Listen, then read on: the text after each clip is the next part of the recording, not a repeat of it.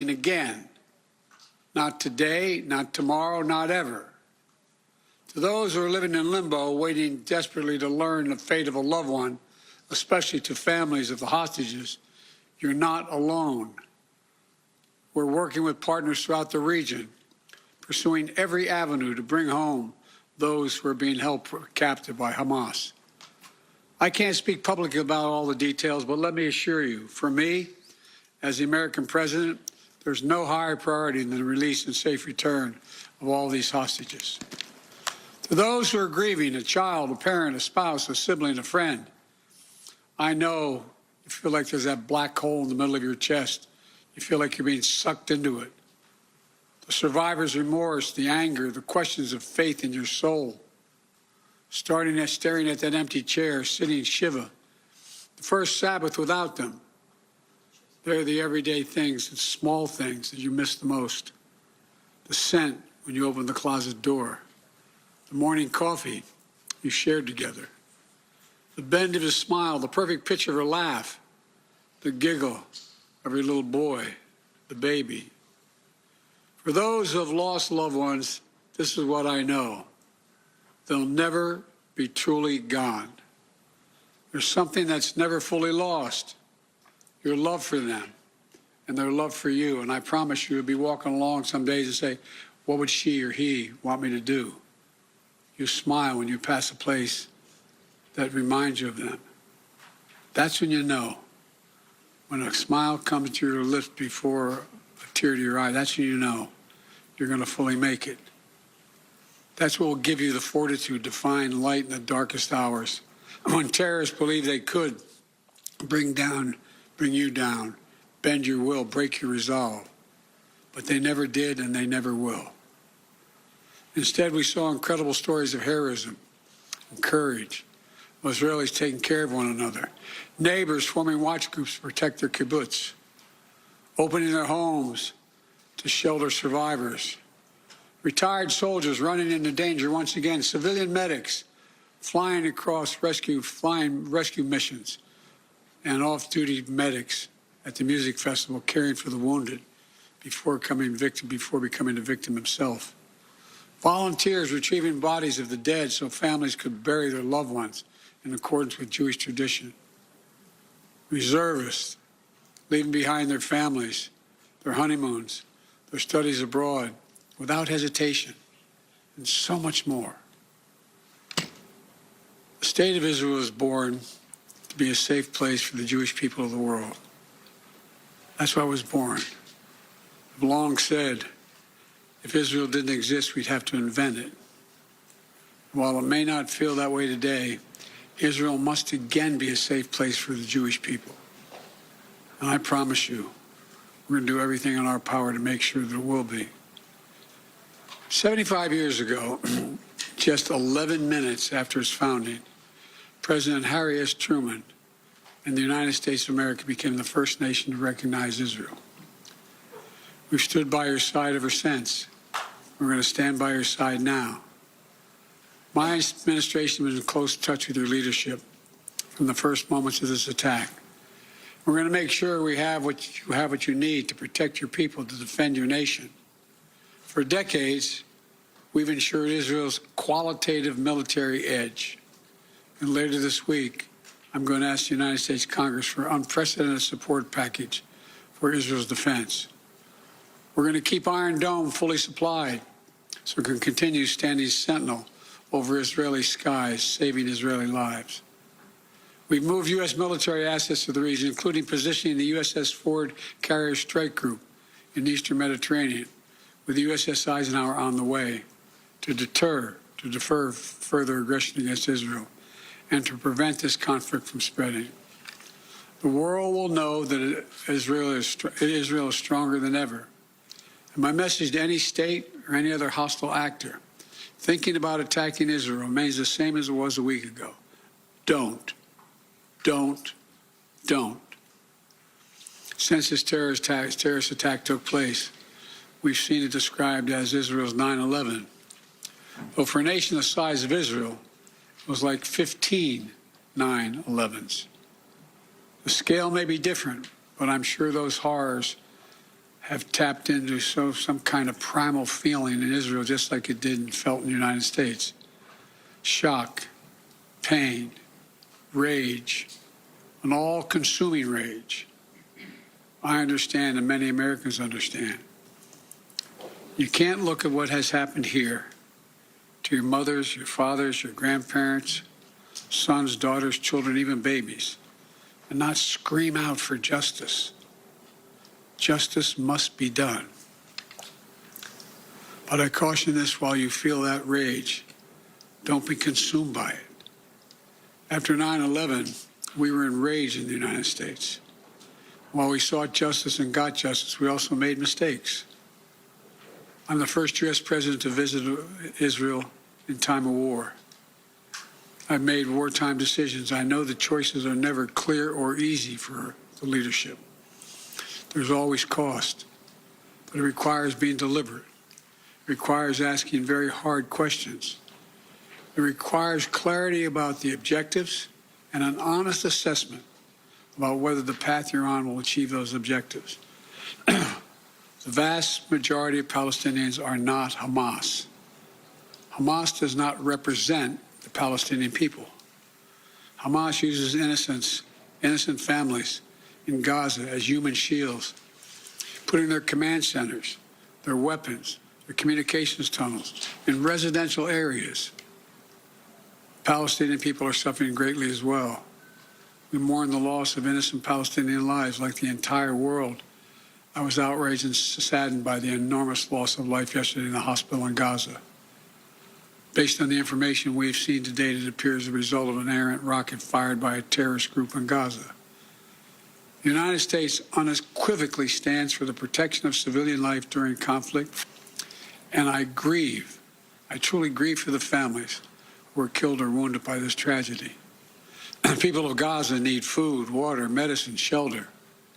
Today, I asked the Israeli cabinet, who I met with for some time this morning, to agree to the delivery of life-saving humanitarian assistance to civilians in Gaza, based on the understanding that there will be inspections and that the aid should go to civilians, not to Hamas. Israel agreed the humanitarian assistance can begin to move from Egypt to Gaza. But let me be clear: if Hamas diverts or steals the assistance, they will have demonstrated once again that they have no concern for the welfare of the Palestinian people. And it will end. As a practical matter, it will stop the international community from being able to provide this aid. We're working in close cooperation with the government of Egypt, the United Nations, and its agencies like the World Food Program and other partners in the region to get trucks moving across the border as soon as possible. Separately, I ask Israel that the global community demand that the International Red Cross be able to visit hostages. I just demanded that the United States fully supports. Today, I'm also announcing $100 million in new U.S. funding for humanitarian assistance in both Gaza and the West Bank. This money will support more than 1 million displaced and conflict-affected Palestinians, including emergency needs in Gaza. You are a Jewish state. You are a Jewish state, but you're also a democracy. And like the United States, you don't live by the rules of terrorists. You live by the rule of law. And when conflicts flare, you live by the law of wars. What sets us apart from the terrorists is we believe in the fundamental dignity of every human life. Israeli, Palestinian, Arab, Jew, Muslim, Christian, everyone. You can't give up what makes you who you are. If you give that up, then the terrorists win, and we can never let them win. You know, Israel's a miracle, a triumph of faith and resolve and resilience over impossible pain and loss. Think about October 7th, the Jewish holiday, where you read about the death of Moses, a tragic story of a profound loss to an entire nation, a death that could have left hopelessness in the hearts of the entire nation. But though Moses died, his memory, his message, his lessons have lived on for generations of the Jewish people, as well as many others. And just as the memory of your loved ones will live on as well. After reading the story of Moses' death, those who observed the holiday began reading the Torah from the very beginning. The story of creation reminds us of two things. First, that when we get knocked down, we get back up again, and we begin anew. And second, when we're faced with tragedy and loss, we must go back to the beginning and remember who we are. We are all human beings, created in the image of God with dignity, humanity, and purpose. In the darkness, to be the light unto the world is what we're about. You inspire hope and light for so many around the world. That's what the terrorists seek to destroy. That's what they seek to destroy. Because they live in darkness. But not you, not Israel. Nations of conscience like the United States and Israel are not measured solely by the example or power, and we're measured by the power of our example. That's why, as hard as it is, we must keep pursuing peace. We must keep pursuing a path so that Israel and the Palestinian people can both live safely, in security, in dignity, and in peace. For me, that means a two-state solution. We must keep working for Israel's greater integration with its neighbors. These attacks have only strengthened my commitment and determination and my will to get that done. I'm here to tell you the terrorists will not win. Freedom will win. So let me end where I began. Israel, you're not alone. The United States stands with you. I've told the story before, and I'll tell it again, of my first meeting with an Israeli prime minister 50 years ago as a young senator. I was sitting across from Golda Meir at her desk in her office. And she had a guy who later became prime minister, sit next to me, just before the 1973 Yom Kippur War. And she flipped the maps up and down, telling me how bad things were and how terrible they were. All of a sudden, she looked at me and she said, "Would you like a photograph?" I looked at her. She got up from her desk and walked out into that hallway. I think it's marble flooring. Walked out in the hallway. We walked out and there were a bunch of photographers standing in front of us. We were standing shoulder to shoulder. Without her looking at me, she said to me, knowing I'd hear her, "Why do you look so worried, Senator Biden?" And I said, "Worried? Like, of course I'm worried." And she looked at me and she didn't look. She said, "We don't worry, Senator. We Israelis have a secret weapon. We have nowhere else to go." Well, today, I say to all of Israel, the United States isn't going anywhere either. We're going to stand with you. We'll walk beside you in those dark days, and we'll walk beside you in the good days to come. And they will come. As you say in Hebrew, which I'm not going to attempt to do because I'm such a terrible linguist, I'll say it in English. The people of Israel live. The people of Israel live. Israel will be safe, secure, Jewish, and democratic state today, tomorrow, and forever. May God protect all those who work for peace. God save those who are still in harm's way. Thank you very much. Mr. President, what is your red line that would prompt U.S. military involvement in this war? President Biden in Israel making remarks, obviously, on the world stage, not taking questions there in the room, certainly likely because of the magnitude of the situation that he's now trying to confront also as the President of the United States. He said, "I come to Israel with a simple message. You are not alone." Went back to that message at the end of his speech there, spoke of the 31 American citizens who are among the dead as well. To the families of the hostages, he said, "You are not alone." And he also went on to talk about how he will ask Congress in the coming days for money, for aid to help defend Israel, to help keep the Iron Dome fortified and to continue to protect Israel from incoming attack.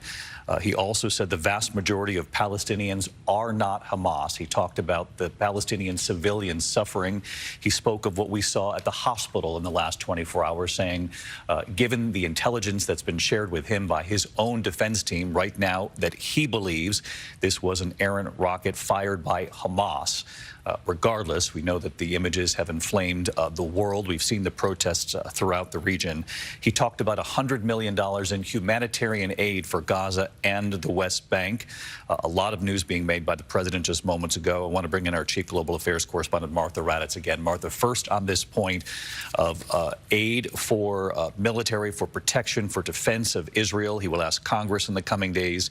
He also delivered this message, Martha, not directly to Israel, but it can be inferred that that's who he was talking to. You actually reported here on our air in the past days that this would be the message he would deliver. Don't be consumed by rage. He talked about the U.S. saying we have made mistakes before, in particular after 9/11, and he reminded the world that Israel is a democracy and must act in accordance to rules of law, not the rules of the terrorists, and obviously they don't have any.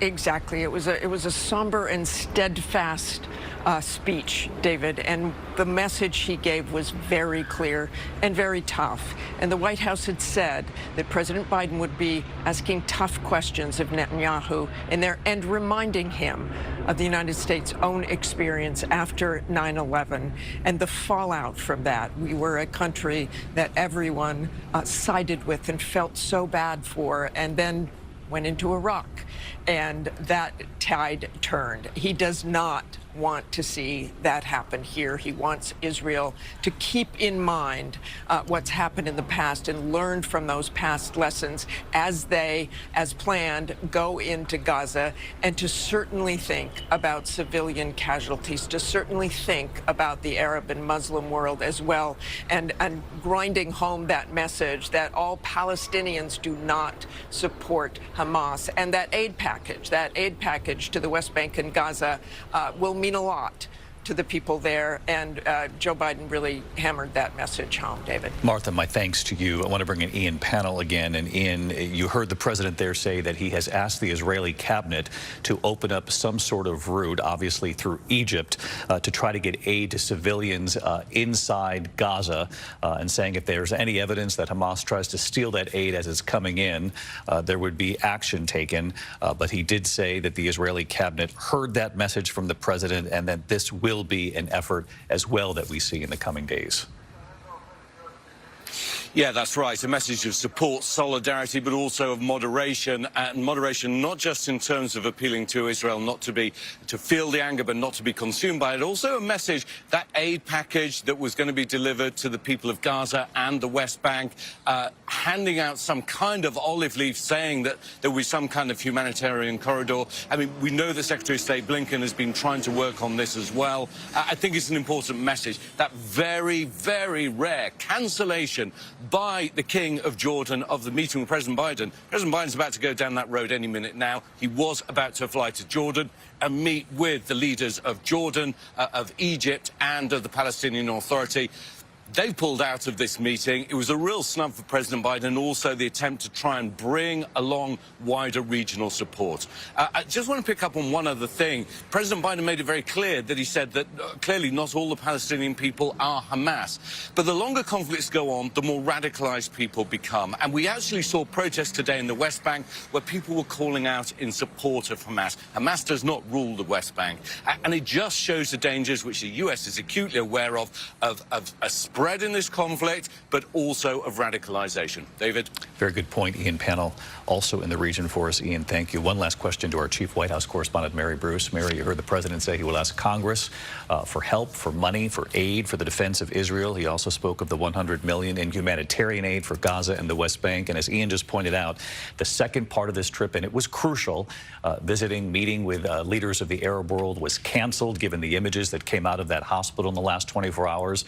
But the president and this White House thought it was very important to keep this trip moving forward. He went to Israel anyway.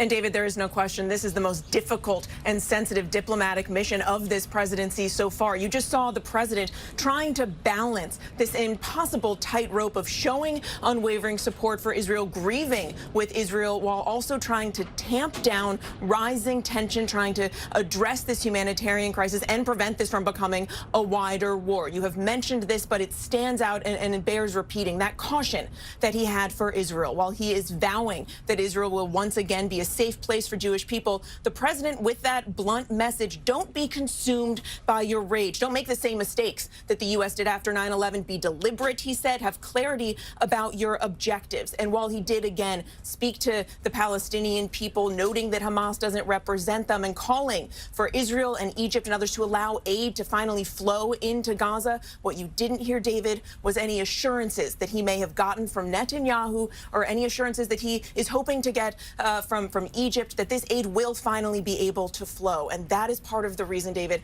that this is such a diplomatic high wire for this president. Mary Bruce live at the White House for us. Mary Bruce, Martha Raddatz, Ian Panel, and all of our teams and crews, photographers across the region, we thank you. We'll continue to report this story out. The entire team will be back for